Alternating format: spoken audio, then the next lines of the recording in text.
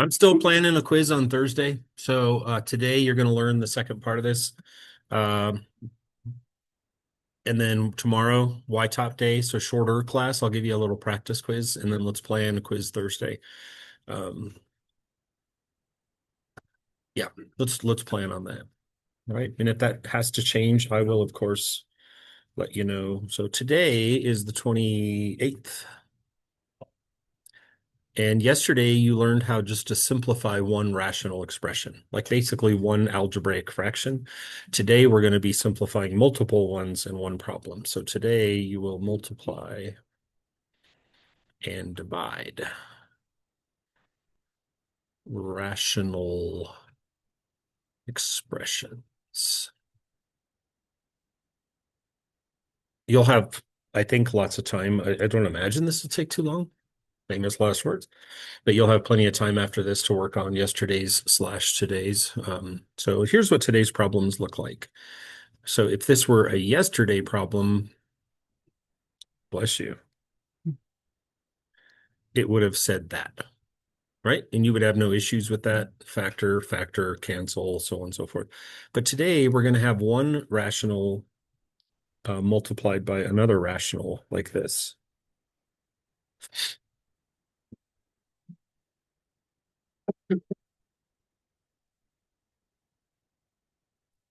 So you'll remember from back in the day, probably like fifth grade, I'm guessing. I mean, that's a while back. I get that. But someone taught you that if you had a fraction like 4/11ths and then you multiplied it by like 33/36, that you don't, hopefully you were taught this properly, that you don't just multiply straight across, right?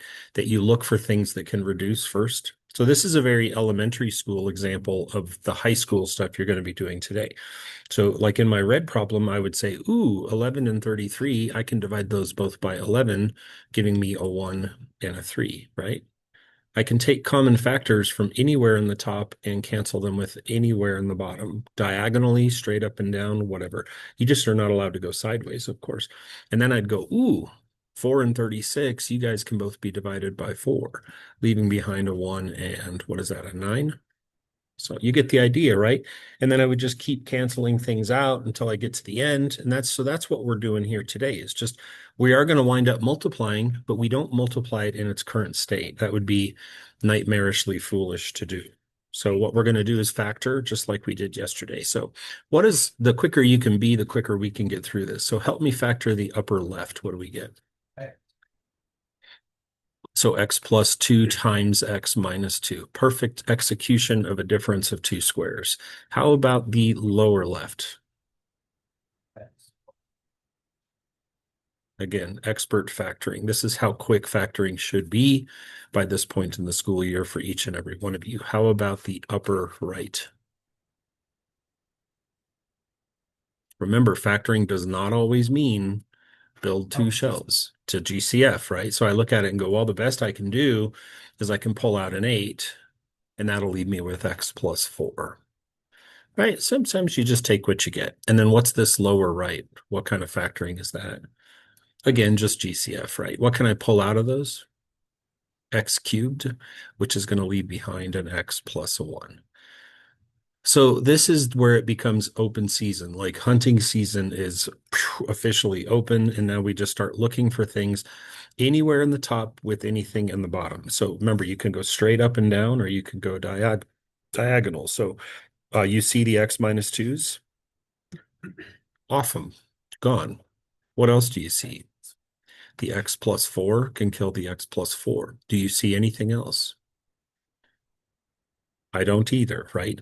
And so it was a bit of an awkward problem. That 8 felt like it's good we got him out because we had to expose the x plus 4, but the 8 turns out is just leftover. So no benefit to remultiplying things. I personally would save myself the work and just leave it as 8 times x plus 2 over x cubed times x plus 1, right? If you like extra work and you want to multiply it back out, you're welcome to. But like I said yesterday, uh, most math teachers, and I know Delta Math computer program, it's not going to care. So either one would be fine. You agree that that's simplified though, right? There's nothing else that we can pull. All right. Let's try another one. 4x minus 16 over 2x times x squared minus 11x plus 24 all over x squared minus 7x plus 12. I can't imagine your current state of hate for this class if your factoring is not up to par, right? So what is my upper left going to be? Yes, pull out a GCF, right? 4 times x minus 4. The lower left is pretty much just going to stay like that. So it'll just sit there as a 2 and an x. And maybe the 2 will come in useful, like with that 4 up above it later, right?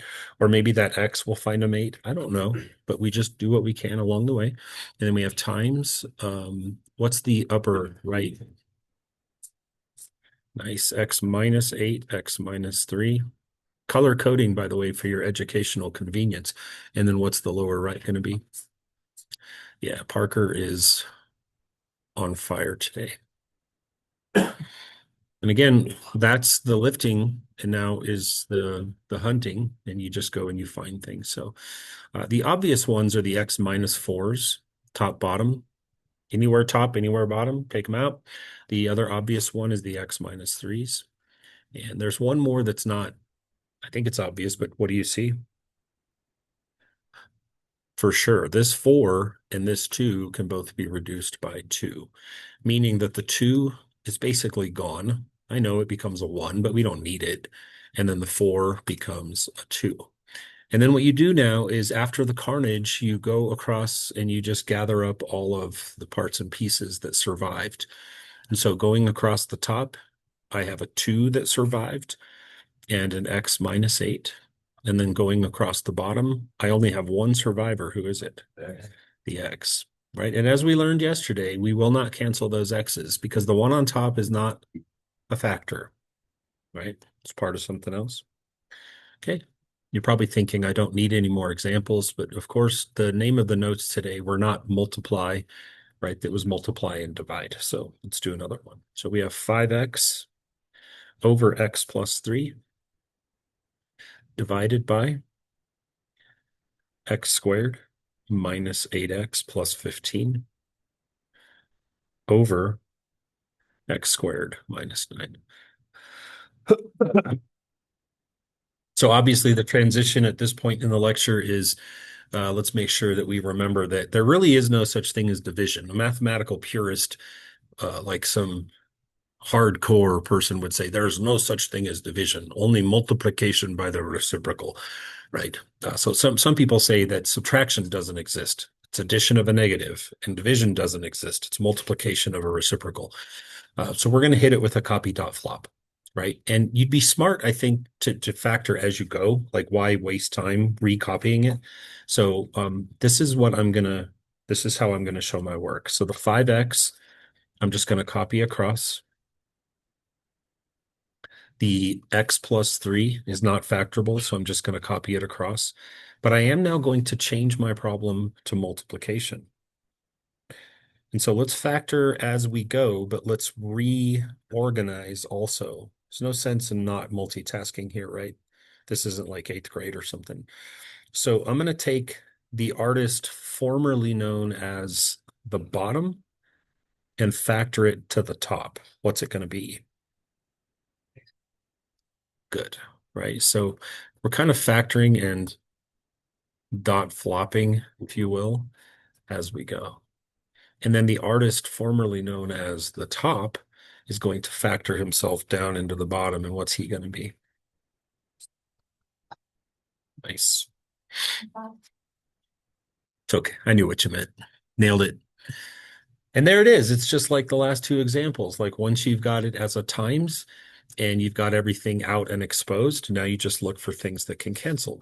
And I'm not going to lie, there's not much meat on this bone. There's only one thing. What is it? X. Oh, there's two things. I lied. I apologize. I totally overlooked one. That was a misspeak.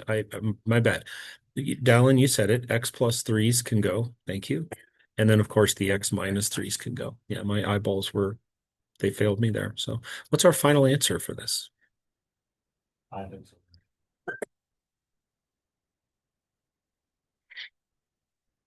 Okay, I have two more examples. It might feel like you don't need them, but let's make this official, get them done. Take us 5 more minutes. Any questions so far? There is another level of difficulty that I very, very purposely did not pick today. So just FYI. So when you see your Delta Math, it's going to say probably level 1. Level 2 is not much worse. It's just something I didn't really feel like tackling it today. And I don't think it'll be on the quiz. So if it is, obviously I would bump the quiz. I wouldn't like sneak attack you like that because I like you guys. All right. But there's just one more thing we can do to make it a little harder for your planning. So we have x squared minus 4 over x squared minus 11x plus 18 divided by 6x over x minus 9. All right, let's do it. Here we go. Red guy first. Basic difference of two squares. Nice. Bless you. Purple, second. Nice. Now watch out. Green. What do we do? Where do we put it? Good. We got to invert, right? Since it's division. And then the last guy is 6x. And so stick it down there. Really not much going on here, right? I mean, again, the only way to not really do well with this would be if your factoring is weak, which that would suck. What do you see? X minus 9, boop. X minus 2, boop. Anything else? No.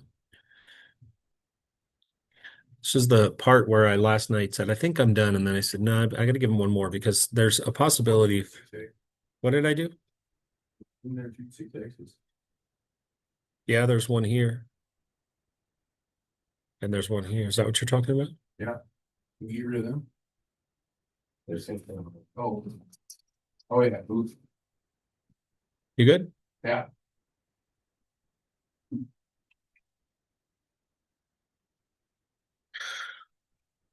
Last one. Oops, see, I didn't mean to put parentheses. X squared minus x minus 12 over x squared minus 2x minus 15 times x. Oh, I almost called an audible there and I talked myself out. Way to go. I'm getting better in my old age. I fight those urges. You don't know that there's anything neat about this problem yet because it just looks to you like the other four. I get it. And it is times. What's that? Minus. There's a lot of minuses. You're not kidding about that. I didn't mean that was not my intent, but you're not wrong. Are we gonna be able to solve this? I don't know. Let's find out. Let's go red guy. Oop, what's he? X plus 4. No. First one you've missed today. Wait, minus 4 plus. Minus 4 plus 3. There you go. Make sure you have the emphasis on the subtraction one. How about purple?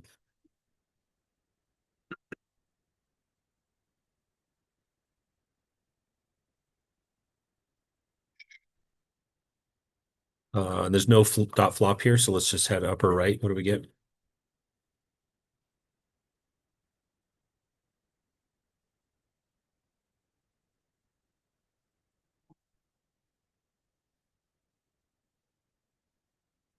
Yeah, I was waiting just for somebody to say it. I didn't care who. And then how about lower right? X minus 4, X plus 1. Do you see anything neat yet?